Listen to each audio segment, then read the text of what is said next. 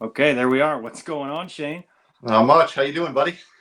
Doing all right, man. It seems like it's been forever this time. I don't know why, but I think we went early in March, and now we're getting into the latter half of April here. So yeah, it's been a bit, but I'm glad to be getting back to it here. heck yeah, it's been busy. But your work, it's tough to get around. So Take them when we can get them. Yep. take them when we can get them. But it finally worked out for tonight. So this is awesome. So this is Ball Card Banter episode 4. Thank you all for tuning in. I hang out with my good buddy Shane, and we just talk about baseball cards and all the wonderful things of this hobby. Obviously, you and I were like the only two people on the planet not at Strongsville. I guess Dylan doesn't go that far anymore either, so we're not alone. But it looked like great to see everybody's videos and live vicariously at least. And I love that it takes place inside a hockey rink. It's pretty wild. See, it's a perfect show for you, except for it's not that close. But Texas is, or especially Houston, is just so far from everything. Now, if everybody was coming down to the Dallas show, yeah, I'd figure out a way to get there. It's like 5 hours, but getting to Ohio is tough. I know your kind of thoughts on shows in general. I mean, I went to my first one in 25 years this year, and mostly it was because of my kid and his birthday and just doing something. But I don't have people down here to hang out with on that kind of a thing. I know you went to one show for like the first time in 10 years, but mostly because you could meet a friend too. That's really what it was all about. And to be honest with you, I could have left without even buying a card. I'm just very, very specific in what I chase after. I picked up a couple things just because I was there, but but it was a good experience. So I'd do another one. Oh yeah, to hang out with him and stuff. That's awesome. Plus you found the hole punch card, so you can't beat that. But right. But yeah, the stuff we look for, even on eBay, it's super hard to find something pop up. So it's shows aren't always gonna have that kind of stuff. But when you're chasing vintage, there's a lot of eye candy over there in Strongsville for those guys. So man, it looked like they had a blast. It was fun, just like you said, living vicariously through them. But real quick, I wanted to show this. This has nothing to do with anything we're doing, but we were on with John, 3D80s kid. Shout out to him.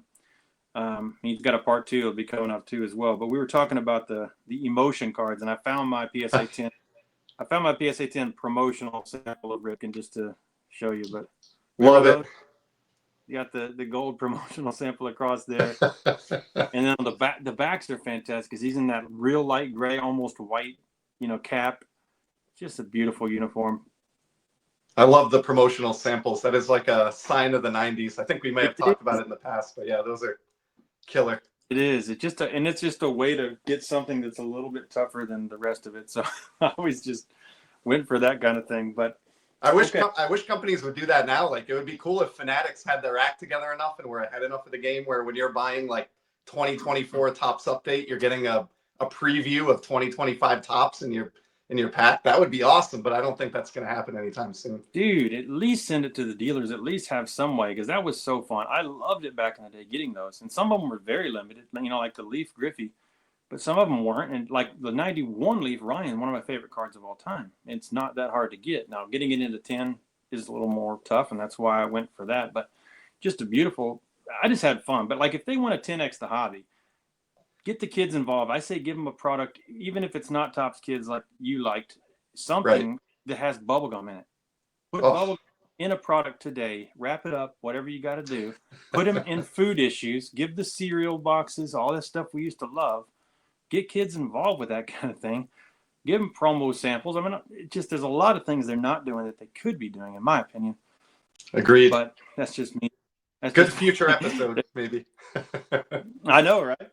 But that's fun stuff. Before we get started, we got to do our shout outs of the month, where we shout out a couple channels that are maybe a little bit smaller. We want to give some help. Why don't you go first with which one you've been enjoying? Yeah, so I'm going to shout out a brand new channel. His name is John, and he is over at Nerding Out with Cards, which is a funny channel name. I think that's something a lot of us can relate to. He's in the St. Louis area. Great collection, obviously a Cardinals fan. Ozzie Smith, super collector. He did a video with his Ozzie Smith binder that's about 8 inches thick. Just great, passionate fan. He's already told a lot of stories about like his history growing up with the game of baseball. Which I know is something that you and I share, kind of the sport fueling our hobby. And yeah, just got Yeah. started. He's probably 5 or 6 episodes in. I've seen every one, and highly recommend giving him a sub. Yeah, I completely agree. I am with him. He is seeming like a really great guy. Ozzy, of course, the greatest fielder of all time, so you can't argue with that. But yeah, shout out to John, Nerding Out with Cards. That's a great one. We'll post links, in the description after this and all that, so you guys can just get directly to it. How about you? Who do you have for the month? Mine is going to be Steve's Hobbies, and he is another cool story. Is he's just recently gotten back into the hobby. He's one of those, like Darren returned to collecting. Came back after a long time and stuff. But he's very, very recently back into the hobby. He loves the Dodgers and the Mariners. He just enjoys collecting cards. He's not pretentious. He seems like a great guy. He's not, buying $1 million cards or anything. He just enjoys the hobby. He enjoys cards. I've seen him interacting with people, in the comments, and just seems like a really great guy. So I think Steve, with Steve's Hobbies and Nerding Out with Cards, are great examples of that. And then if you look for it, I'll put a link to make it easier, but it's Steve's _ hobbies, and there's no apostrophe or anything, but I looked it up and there's a few different Steve's Hobbies type of names. So you have to get that exactly right. And if you look at his little icon, it's a VW bus, like a VW bus. So you can see that, and then that'll be him versus the other guys that have kind of Steve's Hobbies kind of names. But a couple of great shout outs. I think these are good dudes. And they're new, and they're really small channels as far as subs. So let's get over there and give them some help. Love it. All right. So this week we are doing a top 10 post-playing days cards. Now, once again, this isn't top most valuable, that kind of stuff, because I could show 10 Ryans or 10 foil boards or something that's just the top of that list, or something with autographs. But we're going to just stick to some of our favorites. We're going to try to do it out of 10 different types of cards. And that's the trickiest part. Not the same year with the same brand kind of a thing, but just different types of cards. I try to go different players. Most of them are just all-time greats, just going through the ones Same. that I have. Okay. And then, of course, we'll have our regular Appreciating Our Collection segment at the end, where we show 5 random cards that literally could be anything from 1 cent to our favorite card. Just stuff that we haven't picked up recently that we enjoy, that kind of thing. So you want to start us out with the first of the 10? Yeah, I kept mine varied just like you, but I wouldn't be surprised if there's some overlap between the two of us, maybe given how similarly we collect. But I don't know how quickly you'll get this up, but of course, the day we're filming this, it's Jackie Robinson Day, which we've all heard about a million times today, I'm sure, as we're scrolling through our feeds. So I pulled out this beauty. I don't think I've ever shown this one off before, but this is from my Stadium Club Rainbow Foil Board collection. It's the 2017 Jackie. Just really awesome shot there of him kind of sitting on the sidelines, and scarcity, like we talk about, numbered to 25. They look incredible, and yeah, just honored to have tracked one of those down years back, and it's one of my favorite modern Jackie cards. So figured that would be a good way to get us started on Jackie Robinson Day. Dude, I didn't even know you had that. That is a sick card. Yeah, I think it was waiting in a cheese box or something. So it's never made it into a video, but I figured this was probably the perfect opportunity to break it out. My goodness, you're not kidding about that. That is sick. I do have a Jackie in my stack, so we'll get to that. My first one, in light of recent events, which I'll cover on a video at some point when stuff comes in, but I got the Stadium Club, and this is the black foil, just to have something a little different. But this is the Pee Wee Reese. Oh, that image is so good. Killer card. It's just a killer card. But yeah, it's just the black foil version. I thought it just stood out. I thought it gives it a little bit more rarity. It's not like a low numbered card or anything like that. But I just kind of wanted the pure image. You start getting too many different kinds of fancy X-fractors and stuff. You don't get that. So, he's known for leaping in the air. So I just thought that was a great card. I'm glad you chose that one too, because there's a million reasons you could collect post-playing era, but one of the big reasons is photographs, like just awesome photos that you would never see if you stuck to vintage only, and that's certainly one. That's right. It's not just a redo, of a 56 Topps or whatever. It's something you don't see all the time. Yep. And I just love that image. So that's my first one, is Pee Wee Reese right there, leaping in the air as usual. Well, we're surprisingly in sync, and I swear to anybody watching, we do not go over these lists ahead of time or We anything. But don't. my We don't. next card in order here is kind of along the same lines. So as far as great images, and it's from the program they did in the Topps flagship set where they did the retired legends over the years. So this ran from like 2009 through around 2022, and then they axed it. But this is one that came out in 2018, and it's a Oh, killer Ernie Banks depicted here with a trophy that symbolizes his 500 home runs. I don't really know where the photo's from. I didn't have a lot of time to do research on the card, but obviously, just like with the Reese that you just showed, it's all about the image on this one. That's an image that I don't recall having seen on any other card, and I would put that right alongside like any vintage Ernie Banks card that I have, just because of the coolness of the image. So. dude, totally. He's got a couple of fantastic ones. There's one where he's like leaping against the wall. That one I don't have. So now I know I need to go track that one down. Yeah, those short prints are a gold mine. You know, they almost have like stadium club level photography, but on the base Topps design over the years. So really cool. Yeah, and they're not, some of them especially aren't that much. You know, it's not like an SSP or something crazy. But Yeah, you get, there's different levels to them, but most of them are just the normal SP, and you can get them for like a few bucks. I mean, I bought this Banks within the last 5 months, 5 or 6 months, and I think I paid $4 for it on ComC, but it's just a fun card. $4. See, you can have a lot of fun with baseball cards for not a lot of money. I love the images that are great, but I also love the images you don't see all the time. There's a lot Yeah, of that there's a lot of repeat images, and sometimes things like that just you got to have it. It's so fantastic. So that's awesome. So this one, I'm going to go with the Gallery of Greats, and I'm going to go with the Joe D. I love these cards. oh, yep. You get the matte framed border, and you get the rainbow foil board behind, and then almost every single card just has an awesome image of the player. Now there are gold versions. I think I sent Dylan the gold one of this one actually, Joe D. But there are gold versions that are numbered and stuff like that. But once again, I've just been kind of building this set. I just like the pure images, but just a really really cool looking rainbow foil, and then they got the nice looking border. But those I are have one or two of those, but I don't have the Joe D. So you've motivated me here to go track that down. and to follow our theme we were just talking about, they're not expensive if you don't get some crazy numbered thing. But the backs are they're just classy. They're just real classy looking, and I love that rainbow kind of juxtaposed with the matte black. It just kind of pops, you know. Do you remember off the top of your head what year those are? Is like 15 years old, something like that, somewhere around there? 2014, I think, is what it says. Oh, okay. Yep. Yeah. So Yeah, 10 years ago they were making a card that looks like that, but I don't see too many of those spilling out of packs today. yeah, I don't think they're doing the double matted kind of. I don't think they're doing that anymore. As we know, there's a lot of things even back in the '90s that they're not doing now. So I mean, like Dufex. I mean, no one wants to deal with the cost of doing it, I guess. But it's just so awesome. All right. Well, my next one, I kind of have a pattern here through a few cards that are kind of linked together. So we talked about the retired legends cards with that Ernie Banks. One year in 2011, they included the retired legends in the actual parallels.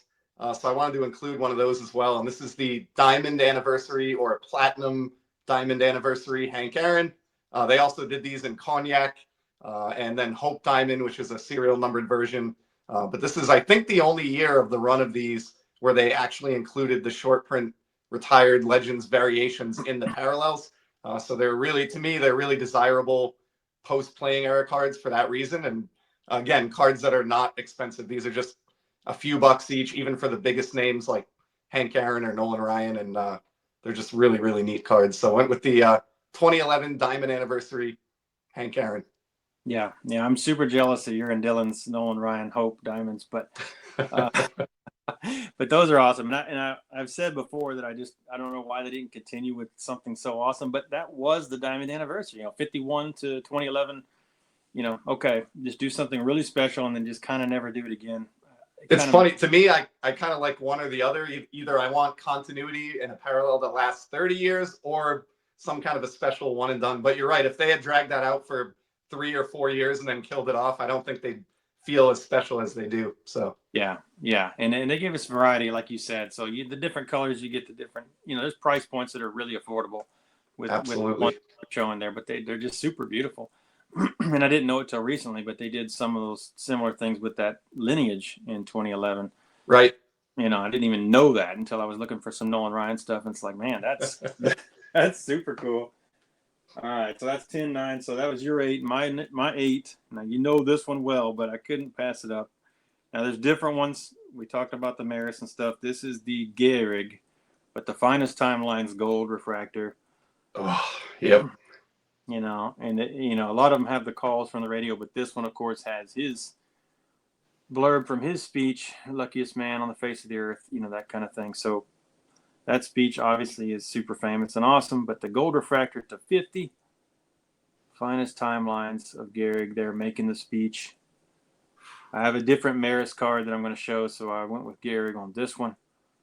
But these are cool, man, with the radio calls or whatever down here. It's just, I think they hit the nail on the head. They hit the ball out of the park, just the banner, everything about the way these feel.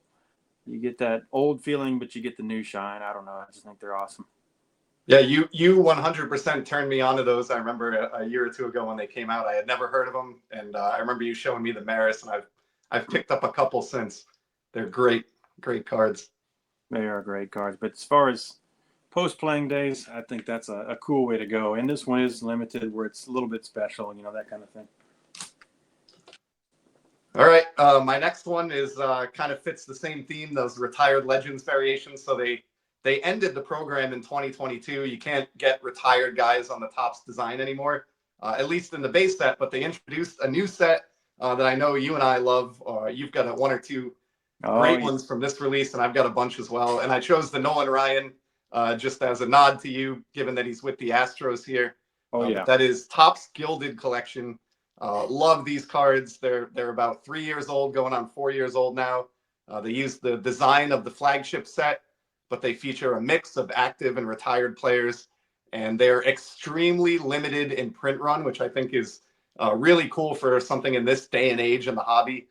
Even the base cards are numbered to 99, and then there's only a couple of parallels. So you're talking like this Nolan Ryan from the 2022 set. There's less than 200 copies of this across all the base cards and parallels, and I think that's kind of unique, and they look fantastic, and they've been a source of me blowing a good amount of my hobby budget the last couple of years. So I wanted to get a gilded card in my list, and figured the Nolan Ryan was the one to go with. I knew you would. I knew you'd have one of those there, and it's another one of those things. It'd be brutal to buy boxes and packs and stuff of that stuff, but you can pick up a single. I mean, the Ryan's not cheap. I haven't picked up one yet. I never can decide, between the mini diamonds or whatever. They all look so cool. They really do, yeah. You can't go wrong. And again, like under 200 copies across the whole print line. So anything you get would be killer. Yeah, that's the cool. They're all special, so that's the cool thing. But yeah, I still need to pick that one up, of course, with Ryan in the Astros uniform. All right, my next one will be Tyrus Raymond Cobb. I like this set. This is, I think it's 2009, but it's the Topps Tribute. And once again, you wouldn't want to buy these packs, but this is a blue. These are numbered to 219, serial numbered on the back. Really cool looking backs too, but I just think these are beautiful for their simplicity and their photography. They're just magical. I love these things. Oh, wow. So there's the Ty Cobb. Sorry for the glare, but I'm trying to show you the shine at the same time. But yeah, it's they are cool when you see them in person. It's just very like elegant looking. It's just the signature on the bottom and then full bleed photo. Full bleed. You got the little logo. You got the signature, and then you got the team. Yeah, the team's in black, so it's not even embossed. And then just this blue background and just a gorgeous image. I just think this set is underrated. I don't see anybody talking about it, but it's when it comes to the all-time greats and just having some really cool looking cards. I do have some mantles and stuff like that from this, but I'm trying not to double up on players in this 10 run we're showing tonight, but I really like that pose of Cobb. Yeah, and again, one of the other cool things about post-playing era is like you can afford cards of players that might otherwise be outside your budget if you're trying to stick to playing era. I mean, for me, I'm sure it's the same for you. If I was to go out and try to get a playing era Ty Cobb, I'd be saving for a couple of years or selling off a portion of the Yeah, collection to fund it. But you can go find a card like that for, like that. I don't know what that set you back, $10, $20, and Yeah, exactly. It's not much, and I don't know if it picks it up, but you can see, kind of the faded the ballpark and the fans and stuff. It just they're so classy, they're so well done, and like we said before, it's just a much sharper, better image than you could have gotten in the old playing day stuff. So it just gives you a really great looking card to someone that we can't buy playing day stuff for, especially these guys. I mean, some of the '50s guys or '60s guys we could, but those right. guys there, it's a different world buying those. You need to be petty to do that stuff. All right. My next one is the last one in my theme before I swear I move on here. But these retired legends short prints, so they don't do them anymore. They're in gilded.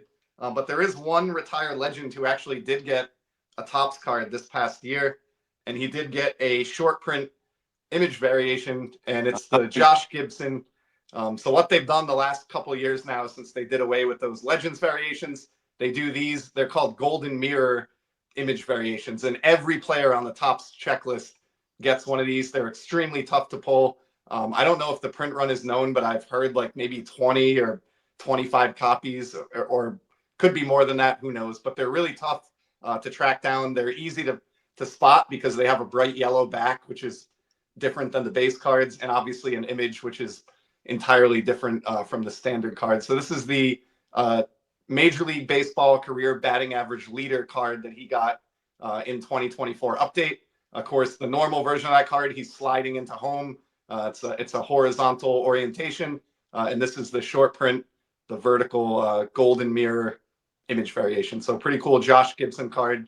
And it also illustrates another fun thing about post-playing era, which is like some of these guys didn't really have many or any playing era cards, or if they do, they're just completely unaffordable. Like Josh Gibson has, I think, one playing era card. I'd have to mortgage my house if I could ever even find one, but you can get a unique card like that that's kind of in the middle and still feels significant. One of the best players in the history of the game, and it's one of my favorite cards of his. So.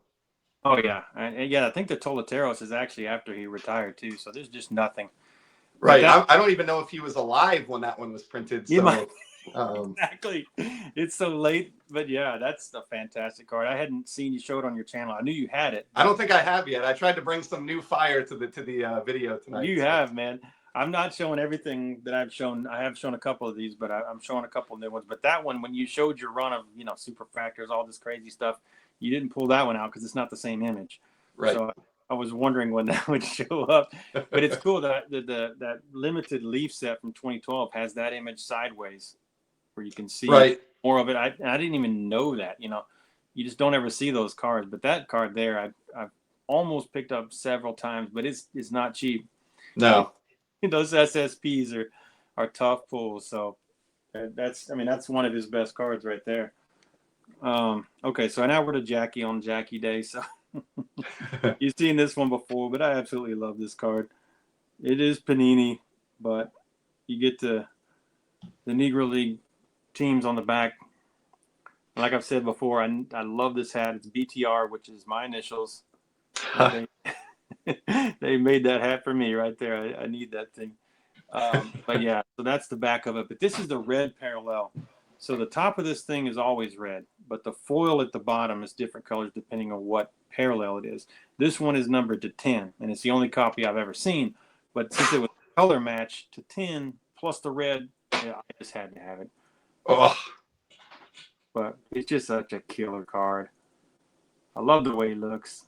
It just the Kansas City, and it's America's pastime, Panini. But numbered to 10, red. All this foil down here, the striping and the wording down here is all red, which matches the top. And there's only 10 of them. It's one of those really killer. Thick too. It's a super thick card.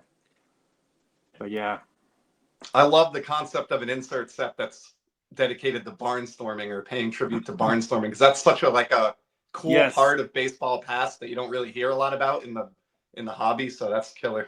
I wish there was more of that, because it wasn't just the Negro League guys. Right. All the guys were doing it to make some money. Absolutely. They were either working in the hardware store or they were barnstorming out trying to make money in the off season. I really wish we had a lot of those uniforms and cards of that stuff. Somebody get on that. Leaf, Please. it's a Leaf. Just somebody that does something odd. Just do that. But that card there is one of my favorite, if not my favorite Jackie that I own. I don't own, too many, obviously, but don't have any playing days or any of that stuff. But I love that card.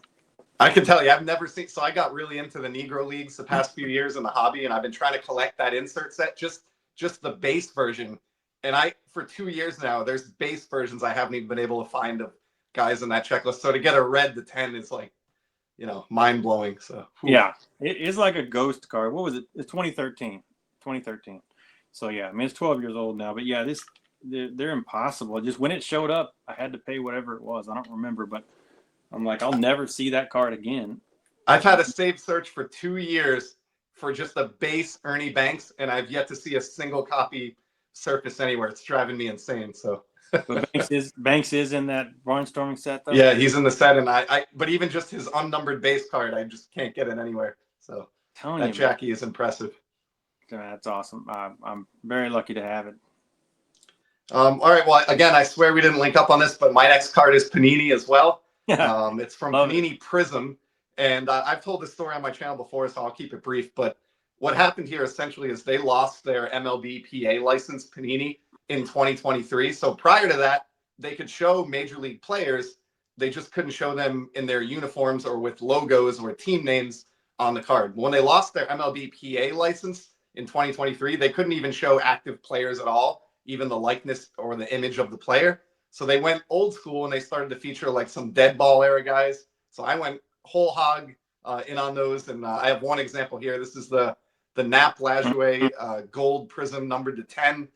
Was just buying these up, all these like pre-war dead ball era guys, and just the juxtaposition between somebody that played 100 years ago and then this modern shiny brand that like basketball and football flippers are into. I just like the mix up there. They're really low numbered, tough to get parallels, some of them, and they weren't, at least at the time that I was grabbing them up, they really weren't expensive. They look fantastic. And so I could have picked 100 different Panini Prism cards from the last 2 years, but went with the Nap Lajoie. Wanted to make sure to include that one on my list. Dude, that's awesome. Yeah, I got the mantle to 10. That's the other thing about the Panini Golds. They're to 10. They're not to 50. Exactly. They're super impossible, especially of a good player or a Hall of Famer or anything like that. But those, as you and I both agree, the shine on those is probably better than the modern, super modern refractors. Ultra. I really think it is. And if you get the right photo or a dead ball era guy, like the lack of logos, it really can be unnoticeable. Like the Pete Rose card is another one. It just looks killer. Yes. He's turned in such a way where you don't notice that there's no logo. And I never thought I would say this. I hated Panini baseball cards for the first like 15 years I was back in the hobby, but here we are. And for the last couple of years, I've just been buying them up. So I love that we've kind of opened our mind to things that we didn't, think we would like before. I think it's really cool. And that Pete Rose is probably the only card you have a whole binder page of the same card. Yeah. I mean, went a little overboard on that one, but that's awesome. But yeah, those are awesome. And as you know, and you agree with me as well, the etching makes a difference with that refractor type shine with the prism. And just the depth of that, actually literally physically having depth to those little areas makes it shine different and stand out, Yeah, and you can see, I mean, as we know well, Topps used to do it 20, 25 years ago, and you look at a shiny Topps card from the late 90s, and it's like, man, that they did the etching, and then at some point they just gave up or cheaped out. And but yeah, Panini's still at it, and they look incredible. So they really do. That super tough case hit Nolan Ryan nightcap, where they spell it Knight. It's very simple, awesome looking night lit, old school, ballpark in the back, but the player is etched, so it just really stands out. Fantastic. So I love those cards. But you're picking up these golds. I mean, these things, once you find one, you're not finding another one. There's just not any of them out there. And I understand. I know the majority of collectors would rather have a 1910s Napoleon Lajoie card. I get it, but I mean that for like $15, finding a card of a player of that magnitude from a set that's that well known is just fun. Yeah, no, exactly. Now we come to the Maris card. I think this was in the 2010s, but this is one of those Topps refractors where they did some all-time greats. Now you will recognize this image, and this does have etching, the stippling in the background. But this is the gold, just so darn nice looking. Now I may or may not be getting a rainbow foil of this image coming in soon, but this one is before that. Wow. But these golds just, they look so good. And it's the one of Maris holding the bat right at you. Yeah, Stadium Club did make one of these later on, but this was back in 2010. But the image on this thing and the shine, look at there. There's the shine. I mean, it's just Crazy. I do have different guys, Ruth and, you know, Mantle, whoever they had licenses for. I've got a few of them, but this one here was just the best image. Love it. Just love it. So that one there, I think, is special, even though, once again, this is a cheap card. So you can pick these up for not much, but they look like some kind of expensive case hit. They have that good of a look to them. Perfect. Love that post-playing days card there. So All right. We're down next to one I got here is one of two autographs that I have. So this is from the 2005 Upper Deck Baseball Heroes set. And I love this one because it's a throwback. Like if you came up in the time that we did, I know you started in 1990 as well. Those Baseball Heroes inserts in early Upper Deck were the best. Like they made a million of them. They're not valuable, but they were a cool way to learn about the game. And so 15 years later in 2005, they did this throwback set, and it was a whole base set of the same concept, like moments, significant moments in these players' histories. And they included, of course, being 2005, parallels and autos. And so over the years, I've been sucking up these Emerald autos. They're numbered to 99. They have that same Baseball Heroes motif that we're used to, with an event in the caption up here, just like the originals. In this case, this is a Bob Feller, and it's commemorating him striking out 348 batters in the 1946 season. So each guy on the checklist had 5 cards. So there are 5 different Feller autos, each numbered to 99. I don't have all 5. I have a couple. And again, I know he's somebody that signed 1 million autographs. He's notorious for how much he signed. So it's not a particularly valuable card, but on like a nostalgia scale, this one is way up there just because of those early Upper Deck inserts. So Bob Feller. Dude, they hit it out of the park. Those look just like it. I mean, you know, when the Nolan Ryans and Ted Williams, all that stuff came out, yeah, we would have killed for an autograph one of those, but there was no way to pull one. There's no way. But we had all the base ones and stuff like that, you know, trying to collect those sets. But yeah, those are nostalgia to the max. Those was like my only shot at getting a Ted Williams card when I was like 8, was getting that insert, you know. So Yep, exactly. And just the thought of pulling an auto or something just was so exciting. But yeah, that was they hit that nail on the head with that design, just calling back to that and continuing that. Once again, this is why I don't like Fanatics, but bring Upper Deck back to baseball. I miss them a lot, you know. Competition is healthy for everybody, but I know they're making hockey, but man, they made some awesome cards in baseball for a lot of decades. And just, man, it's just weird to not have them. Oh man. All right, this set here. The class of 36. This thing, these things I've said before, this is the most elegant, look like they should be in the Hall of Fame cards of any card ever. This one's Honus Wagner, and it's got the other 4 guys' names from the class of 36 on each card, depending on who it is. But that's the back right there. But these things are ridiculous. This is Honus. Of course, I cannot have a playing days card of Honus Wagner, but look at this thing. I mean, this thing is the most affordable card you can possibly buy. It looks like $1 million. It is a rainbow foil board. You got the players in the background sitting down for that picture. You got their names here, his name on the nameplate. Class of 36, the original class of Hall of Famers. And it's just nuts how pretty these cards are. And honestly, I remember you showed those off on video in the early days of your channel, and within like an hour, I was scouring the internet to try to find them. And they were cheap. Like, I want to say 15, 20 bucks. I put together the whole set, put them in a binder, and they look incredible. Yeah, I think you bought the set less than I did. I mean, it was like, so I got you, but I didn't because it doesn't really cost them. But it's just beautiful. I mean, seriously, when you see it in person, this is about as good looking as a card gets. vintage, post playing days kind of thing. The Could shine, not agree more. and once again, Upper Deck. I mean, they did some really, really special stuff. You can see all the guys back there. Just, man, absolutely beautiful cards, and they don't cost anything. I miss Upper Deck, but thankfully we can still collect all the cards they did put out during their run there.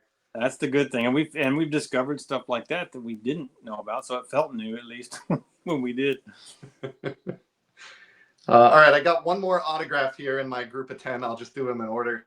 Nice. This is from the Fleer Greats of the Game release, and this is Ted Radcliffe, Ted Double Duty Radcliffe, famous Negro Leagues player. Like I mentioned, I got really into collecting, those leagues and those players over the last few years. And it's another example of what we talked about a few minutes ago, like where some of these players just didn't have playing era cards. And he's certainly a case of that. But great job in this case by Fleer getting these guys to sign some of these cards like 20 plus years ago when they were still with us. Most all of them that have signed these are no longer around today. And so I really commend Fleer for recognizing that and getting these guys on hard signed cards, while that was still possible. And they really did it like in the nick of time, like going through and collecting these. It's amazing how many of these players I look up and they passed away within a couple years or a few years of these autos coming out to market. And so I think they're really special cards for that reason. And also, I've mentioned it before, but I love the idea of these guys like in their 70s and 80s finally getting a baseball card after all those decades, and like how cool that must have been to them as like an elderly person signing some of these, knowing that people were in demand and people were going to enjoy these in their collection. So he was a really special player. He pitched and caught, did both sides of the battery. So that's how he got his double duty nickname that he's famous for. And again, just like many of the things we're showing tonight, these are surprisingly affordable. Like when I was first learning about these, if you told me that I could get an on-card autograph of a Negro Leagues superstar, I would have guessed it would have been like a multi-$100 card. But I think this was like $25. And like they still pop up around that price, which is just crazy to me. So that's my other auto. Yeah, and there's some big names in there. I mean, they were probably mostly passed on before you even bought any of them. Oh yeah, I mean, I only picked these up within the last few years, and Fleer hadn't had the foresight to do that 25 years ago. Then a lot of these guys would have been lost to history, at least in terms of a pack issued on-card autograph like that. So yeah, it's kind of sad in one way that we weren't getting that kind of stuff all along, where there would be multiple issues. But the fact that they finally did it before it was too late for most of those guys is just awesome. And you picked up a bunch of really awesome ones. I didn't even know about them until you started showing them. So those are, I think, some of the most special Negro Leagues related stuff that you have, even if they're not the most valuable. Same. Yeah. And maybe the companies knew and there was some foresight there that these guys were getting older, but whatever the case is, I'm glad they got it done. Yeah. Those are priceless to me. You can't get those anymore. So, all right, we're down to the last three of these. All right, so we got to go. You got to have a babe in here, and I have shown this. I have shown this before, but it took me a million years to find this card. This is the gold to 50, and you got the bunting on there. But these are super, super tough. But Stadium Club had a ceremonial cuts, and they had authentic bunting from Yankee Stadium, and there was different players, they're not all Yankees or anything. I mean, different players from different teams, but they're all Yankee Stadium bunting. So to me, I had to have a Yankee. And then, of course, Babe Ruth is the Yankee, the ultimate sports guy of all time to me. He saved the whole thing. But then to find the photographer's proof, which is gold, and there is a blue, which is kind of a color match, but I just, for some reason, I never settled for a different one. And then when this popped up, I just bought it for whatever it was. But now I love bunting. I have bunting right over there in my room. But this is obviously they show bunting, but this is an actual piece of bunting from Yankee Stadium. This is the gold photographer's proof here, and it's gold down here. But Babe Ruth with Yankee Stadium bunting, and of course this isn't from his era, I'm sure, all that kind of stuff. Not worried about that, but just such a cool card. It was hanging in Yankee Stadium, and it's got Babe. There's only 50 of the golds, And as you know from earlier times, even now sometimes, but just stuff that's 50, a few years old or 10, 20 years old, you don't see them anymore. Right. You just don't see them. So I was super happy to finally have this pop up, and I snagged it. But that is that's got to be my favorite Ruth card, except for my 54 scoop, which is not playing days either, but it is old. But that thing there is just is cool. Perfect Brent Richards card right there. Yeah, modern button. Yeah, I love that thing. All right, got my second to last one here, and this one I think you'll find cool because you've shown something similar. It's not exactly the same, but I really dig your Monarch Corona collection that you've shown, those Yeah. art cards. I don't have any of those, but the ones I got into a few years back are Helmar. So I have one of those here. And they did this kind of reimagined or additional T206 series. So this is not an authentic original card. This was made within the last 20 years. They actually started off issuing these packs of cards and like snack food items. And sometimes even when you find these unopened packs, there's like Cheeto or chip crumbs still like in the back of the wrapper because that's how they were distributed. And then at some point along the way, they converted over to creating these custom cards. But just like with your Monarch Coronas, these are not like a guy with a laser printer in his basement, trying to rip people off. They have artists on staff that they commission to do all original paintings for all of these cards that they create. And then they create a very limited number, like usually just a handful. It's documented on their website, so you know what the population is of the cards. And they used to sell them right on eBay. They would have an auction every Tuesday night. In recent years, they've moved over and they sell them on their own website. I think it's still every Tuesday night. They have maybe 15 or 20 a week that they've created. They start at like $9.99. And a lot of times, like with this one, you just can get them for the opening bid of $10.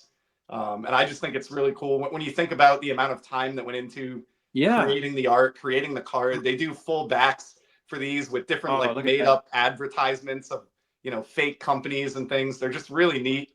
This one here is like Wild Bill Donovan.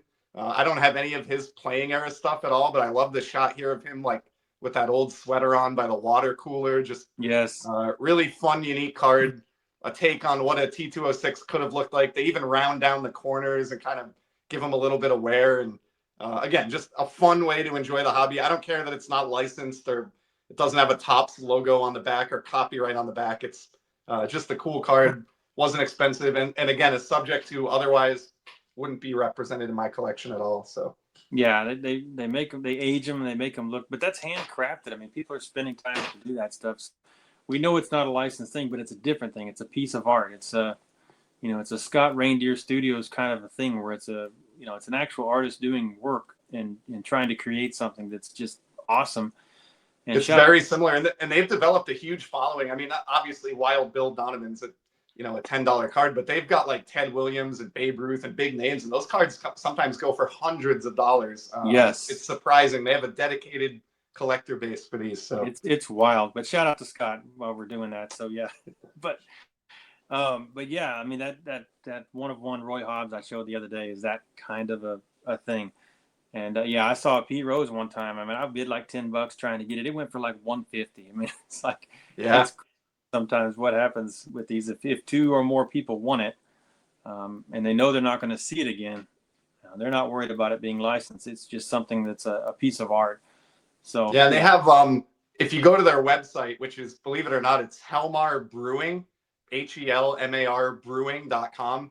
You can sign up. They have like a mail list and a letter that comes out every Tuesday that has like original artwork and examples of their cards and baseball history discussions and all kind of cool stuff. So even if you don't buy any cards, I would definitely recommend signing up for the newsletter. No, that's cool. I've never been there. That's awesome. I'll definitely have to do that. I geek out over that kind of stuff. So yeah, you would love it. It's right up your alley. So. I just love baseball. Okay, now we're down to a couple that I have not shown, but this thing here, man. I don't know if you remember Upper Deck Ultimate Collection. Oh yes. Yep. This is a numbered to 50 gold hollow foil, but man, that sucker right there. Mickey Mantle. These are tough, but they are just beautiful. But that's the mantle I went with. Post playing. There's the back, number 7. But Ultimate Collection. This one's 37 out of 50. It's numbered right on the front. But That this was is a high-end product too by Upper Deck standards. yeah. This is something I wouldn't have been buying packs of at all. But numbered to 50, Mickey Mantle. Just an absolutely gorgeous card. Great image. They got the anything to me with the stadium in the background. I'm a sucker for it as it is, but it's just an awesome image of him smiling. And it's just I think Upper Deck had something special with their designs. Just you can kind of tell it was an Upper Deck card. Agreed. I mean, look at the amount of foil work on the front of that thing. It's insane. Yep. And you can see all the little lines and stuff. I mean, they didn't just leave well enough alone. They just add so much detail. And of course, the Yankee logo. But when I was looking for the mantles, I had a few different ones, but I'm like, I got to finally just show this one. So this one and the last one I'm going to show, I have not shown before. So that's super cool. So all right, well, all this Yankees love, I gotta show a Red Sox card here to wrap up my 10. And this one I thought was an interesting angle on, it's technically post-playing era, but it's not what you would normally think of. And it's one of the cases where a player's final Topps card comes after they've already wrapped up their career, so it's technically post-playing era. So this is the David Ortiz, his 2017 Topps. This is the Sapphire. Again, just killer image there, like the post swing. He looks larger than life. And he took his final at-bats of his career were in 2016. So this card coming out in 2017 was his final card. It has his complete, career stats on the back. And this was really his first post-playing era card, if you really think about it. So I love the cases where Topps releases a card like that. Either a player, retires during spring training, or they give him a final card as a tribute. It's happened many times over the years. Mickey Mantle, his 69 Topps issue, and countless others. But I love those immediate post-playing career cards, and chose David Ortiz as my final card. Dude, that's just a gorgeous card right there. I mean, of course, Sapphire, any of that stuff is just awesome looking. But yeah, I always love the cards with the whole career on the back. And of course, Nolan Ryan with 27 years. I mean, it's got some tiny writing on those. But it's always fascinated me. And of course, now I know you have been getting, rookies and last cards of people.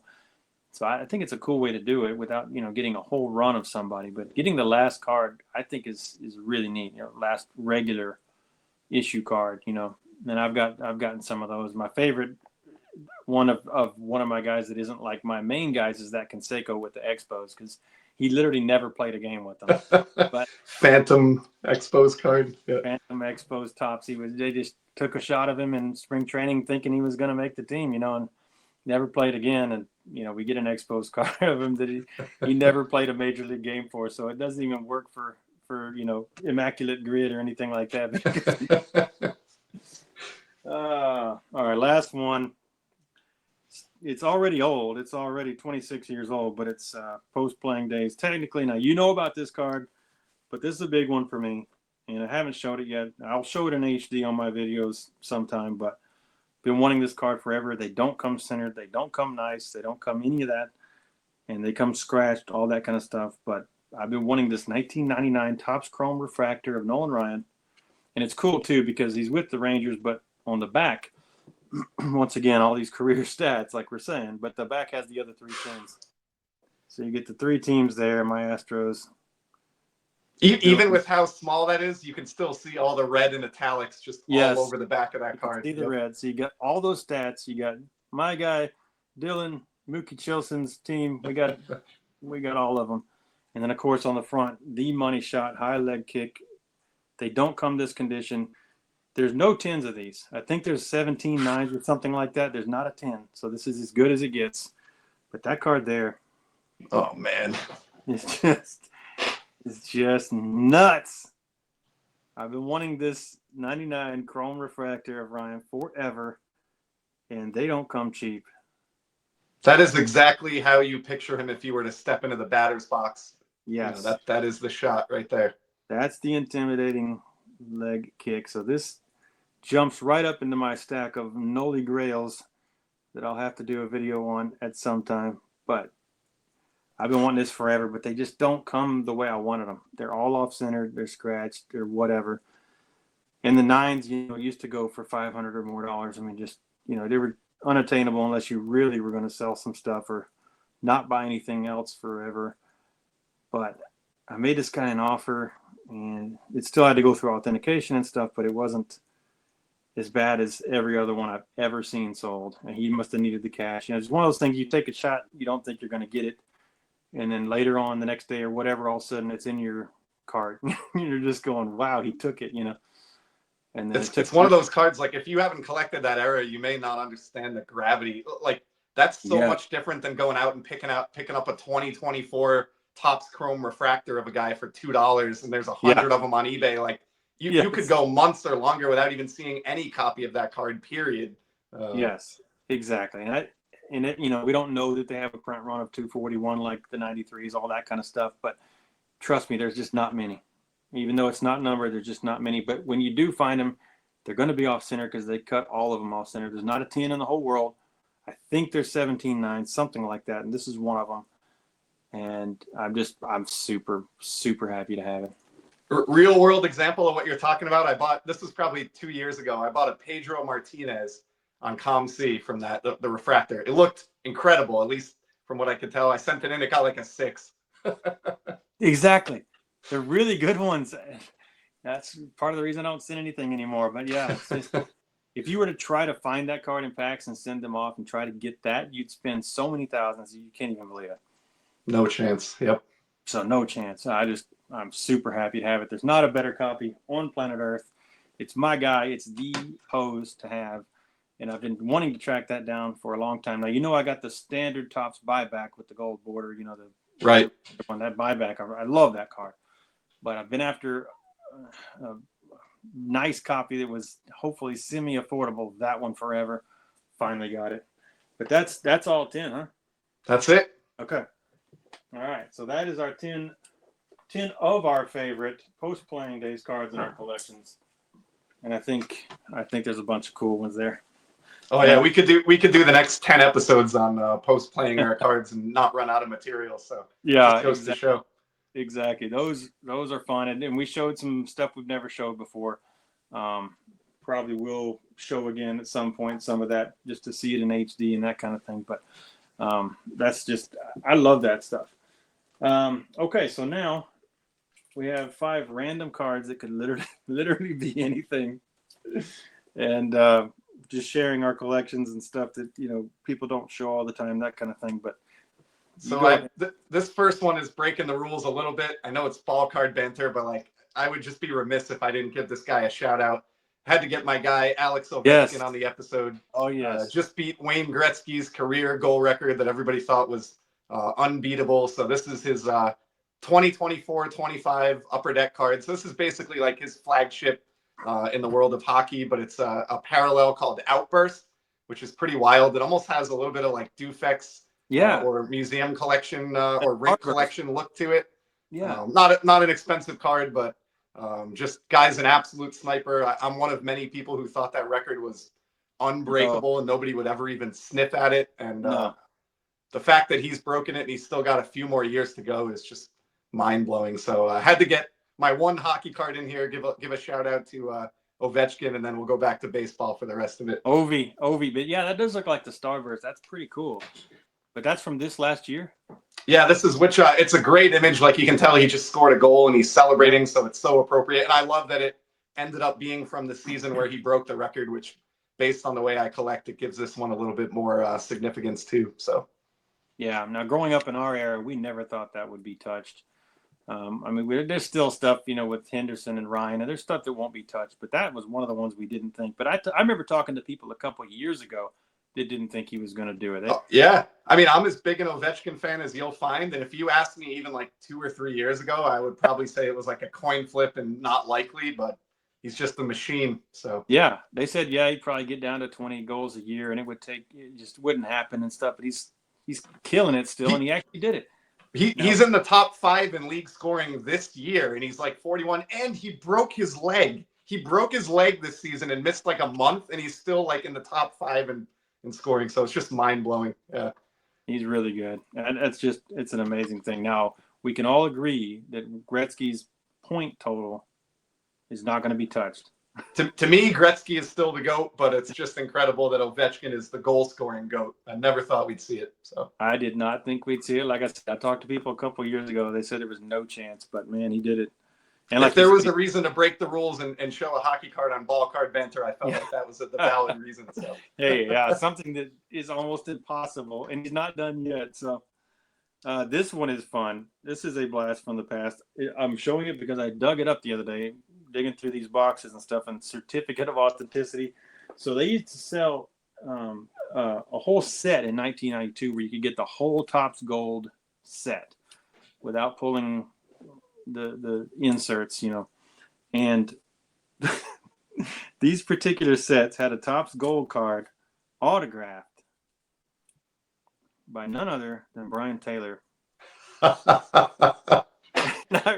I ran into that the other day and pulled it out, and it was still there. I'm like, you have got to be kidding. You know how much we thought this would be worth someday? Probably. I grew up in Connecticut, which was right between like split between the Yankees and Red Sox, and I can tell you like the hype for that guy was no joke. Yeah, it was Paul Skeens plus. I mean, seriously, he's still probably the greatest high school pitcher ever. If it's not the guy from the Brenham Cubs that I've talked about before, John Peters, who had, you know, he never lost a game till the very end. He was a perfect record all through. But this guy was the most dominating. I mean, he'd strike out 2+ people an inning. So it was just crazy. But they overthrew him. They hurt him. And it never happens. But autograph card, Brian Taylor from that factory set. I pulled it out. I'm like, oh, man. I had literally forgotten completely about it. I never forgot about him because I love this kind of stuff. You know, with me, right? Joe Charbonneau, you know, any of these guys that were flash in the pan. I love their stories. But they chose a great image for that one too. I really like the photograph. Yeah, exactly. We were stoked about that. I don't know what I paid for that set back in the day, but. Well, I'm going to go simple for my next one. This was actually inspired by a video that I saw this past week. So my buddy MD over at Base is Beautiful, which I know is a channel that you enjoy as well. He did a whole episode diving in on the 1991 Topps Walt Weiss card. Yes. And I just thought it was fantastic, like all different versions. And I can't recommend the video enough, but it got me thinking, like, what are some of my other favorite photos from 1991 Topps? I know you've shown the Clemens in a recent video, and this is another one that to me was an all-time favorite from that set. This is just the base card. It's a little bit silly that I have a graded version, but it was like $10 or something like that. And I just think this image of Wade Boggs with the sky behind him, taken from ground level, he looks, you know, larger than life, like a giant. And he was one of the ultimate Red Sox when I was growing up as a kid. And I think partially because of this card, like, I just thought he was so impressive. And it's one that is really, as far as flagship Topps images go, this one definitely sticks in my brain. And so after seeing MD's video on the Walt Weiss, I grabbed this one and threw it into the stack for this episode. Dude, totally. And I remember that Weiss card. I mean, that's no doubt. But that one there, you know me, I love when they take a ground up picture. Just something super special about it, whether it's a stadium in the background or in this case, the sky. It's just absolutely gorgeous. They need to do a modern Stadium Club rainbow forward type of thing of that image. That would be killer. Because it would just be killer. Now, I guess since that's 91, they would have a desert shield of that. There is, there is a desert shield. Yeah. So you could get a rare version if someone wanted something a little tougher than just a base card. Obviously, getting a graded one is a nice way to do it. But yeah, that card, that Clemens card, that Weiss, you know, I didn't appreciate it the way MD did. Now he makes me appreciate it. But I remember that card. I remember those shots. I told him about that 97 Stadium Club Larkin. Yep. You know, yeah, and you do have the matrix parallel of that, but it's just those kind of shots are just fantastic. The Frank Thomas was taken a split second from his Stadium Club image. It was taken in the same at bat from the same guy.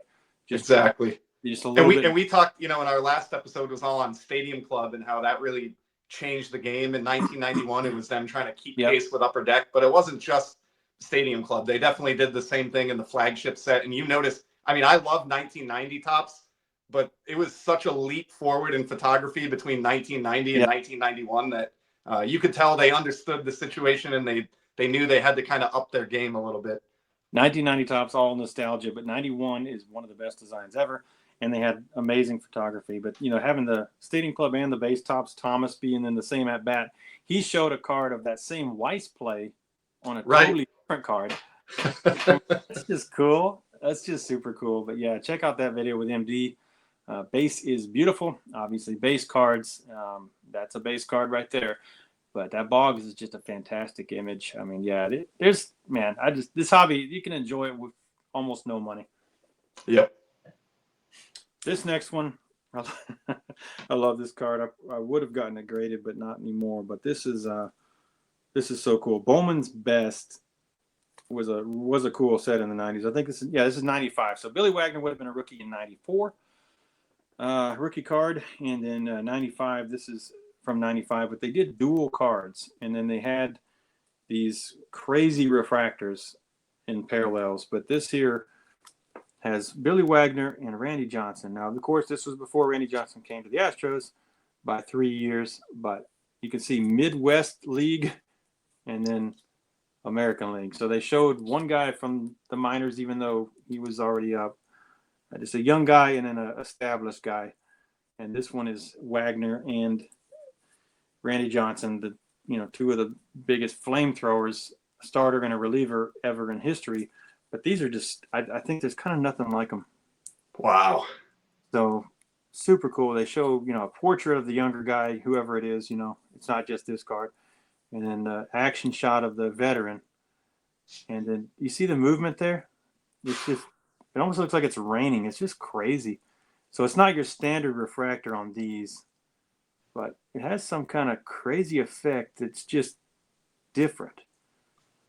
Man, I was collecting in the mid-90s, and I don't think I've ever seen one of those in my life prior to this video. So yeah, exactly.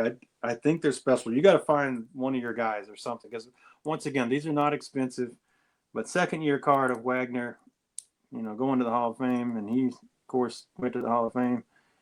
The two flame-throwingest guys, other than Nolan Ryan, in this era, coming right after Ryan. But man, that's just awesome. Those are just really, really cool looking cards.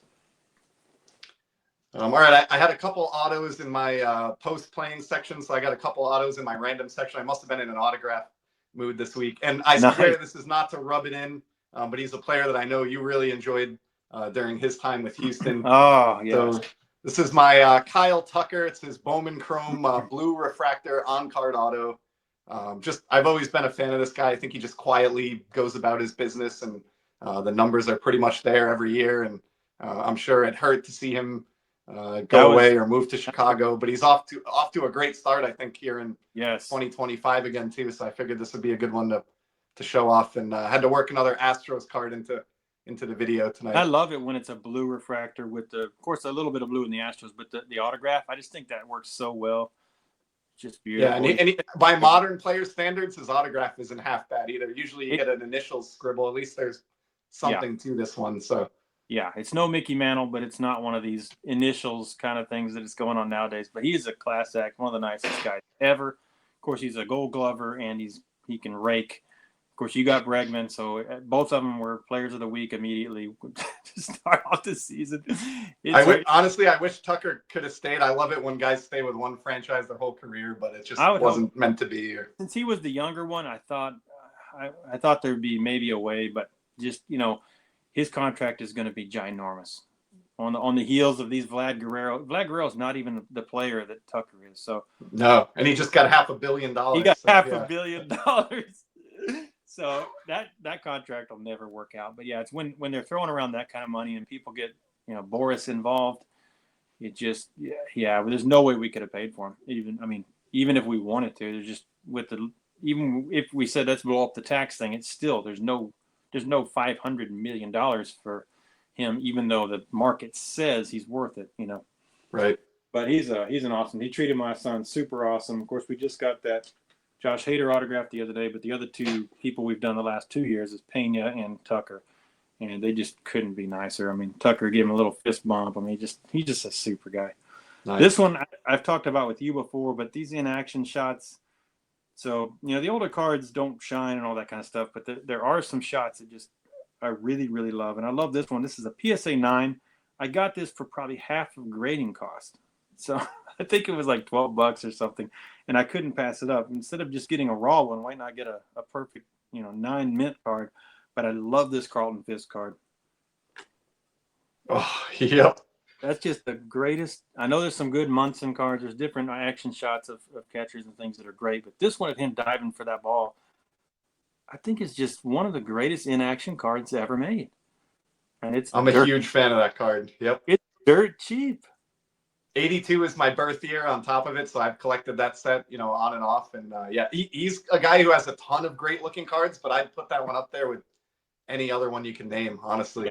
Yeah, as far as action shots, and I can't name one that's objectively better. I mean, of course, you can like whatever you want, but 82, of course, with Ripken, and of course, there's some great Ryan stuff and league leaders and different things, but Astros, of course. But this one here, I got so cheap, and it's just such an awesome shot. This is the kind of stuff that's just, this hobby has great cards that don't cost a lot of money, and someone spent $25 to get this slabbed.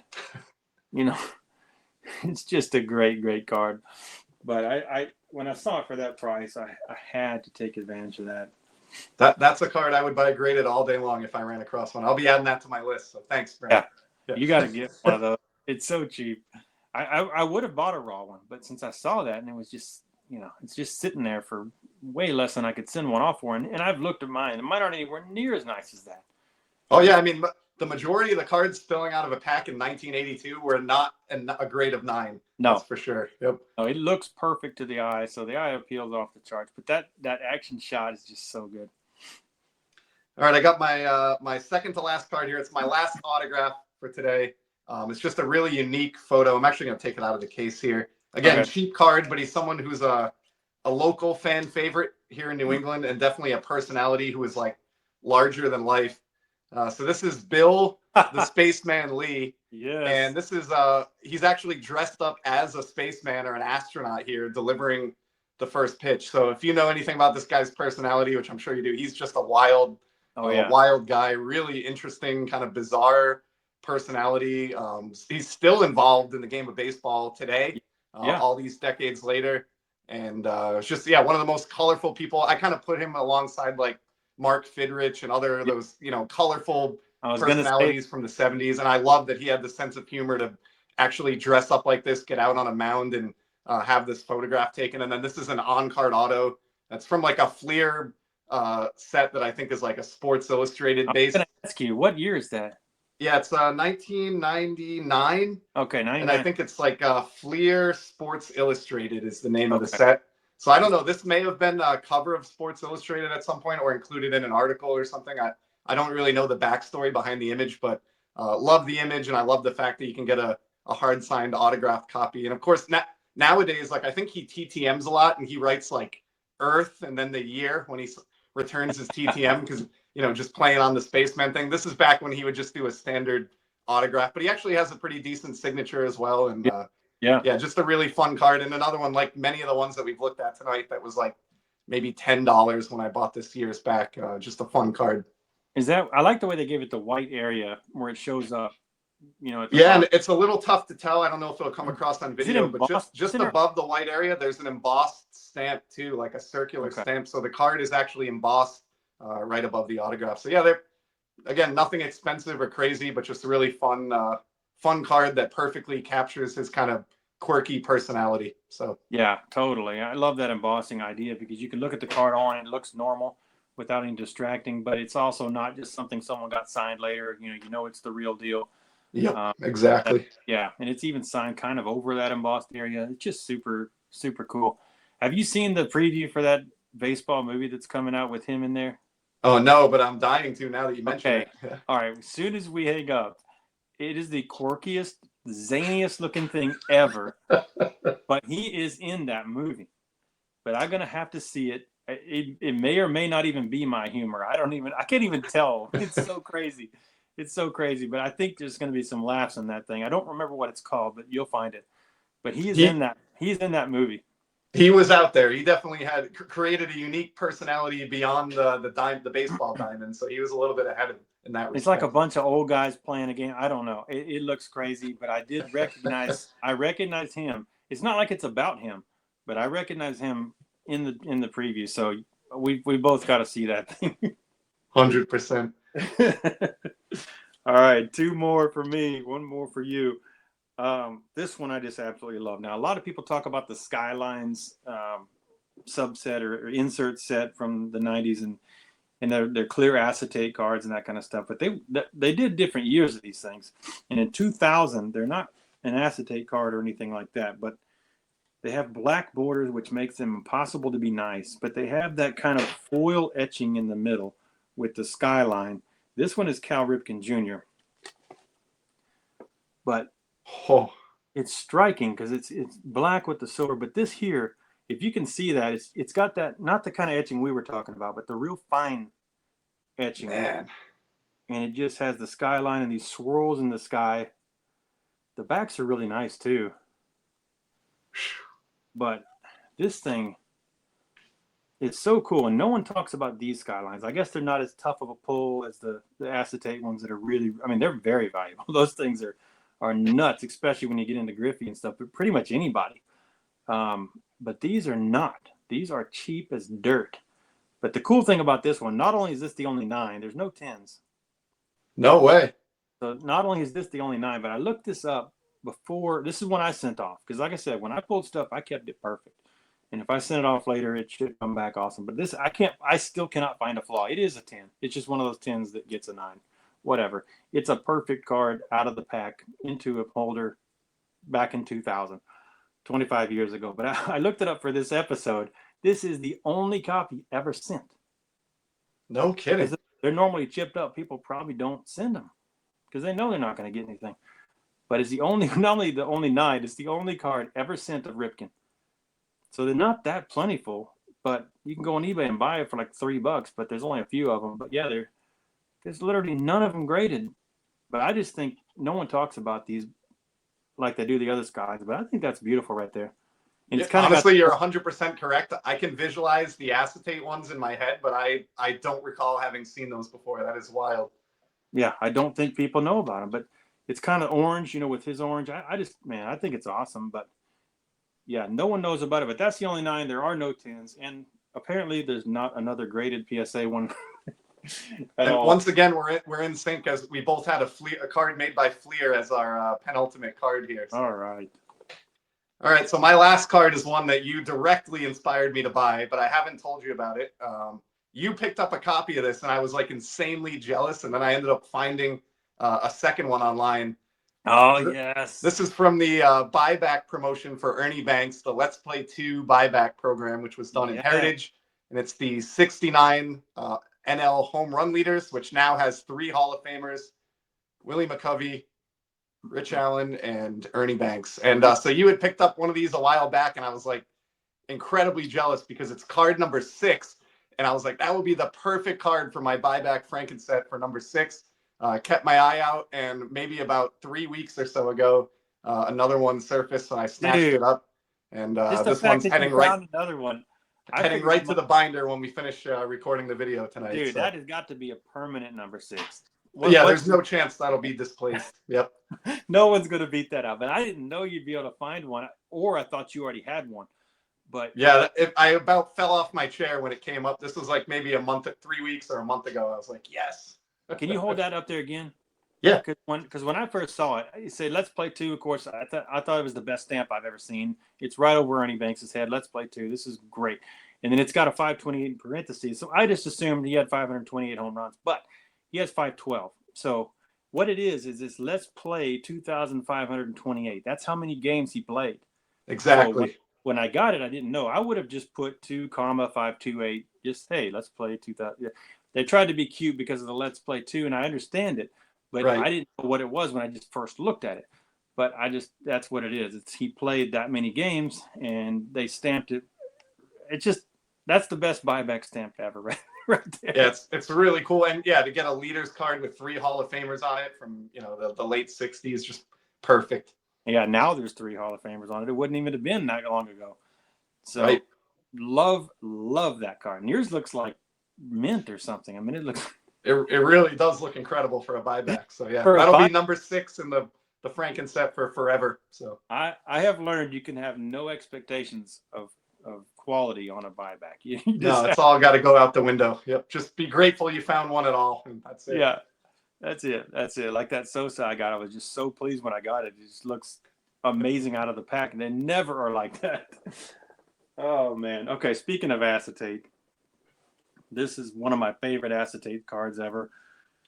These, and since I'm on with you, this is the 1999 Skybox EX Century favorites for Fenway. So the All-Star game was played in Fenway. So these were the guys that were saying, hey, these are the guys we think have the best chance of going to the All-Star game. So favorites for Fenway. This is one of the most beautiful designs ever made. This is a Sammy Sosa. Oh my goodness. And the backs are gold. I'm getting my wallet out right now. Yep. You got to get one of these. The Griffey, he's sitting in a chair in the front picture. It's such a cool card. I haven't sprung for it yet. I have 2 or 3 of these. I know I have the Ripken. I think I have another one, but this is a Sosa. The backs are gold, but all this is clear. You can see through all of that. And it's a wonderful photo of him smiling right there. But these things are gorgeous. It's not silver. It's a blue metallic. I'm telling you, it is. It has etching on it. It's ridiculous. These cards. Oh man. These, you can see they're acetate favorites for Fenway. I think it's one of the most beautiful designs. I love the font. I love this. This one is an impossible 10. Man. Out of the packs, these are not 10s. They're not centered. And of course, with acetate cards, there's always flaws. That's just the way it is. But this one is a 10. I wouldn't have bought it except for it was just affordable, semi-affordable. I could have bought a raw one, of course, less. I got to get the Griffey still because I love it. He's like sitting in a chair here, smiling. It's just so awesome. But this one looks so cool.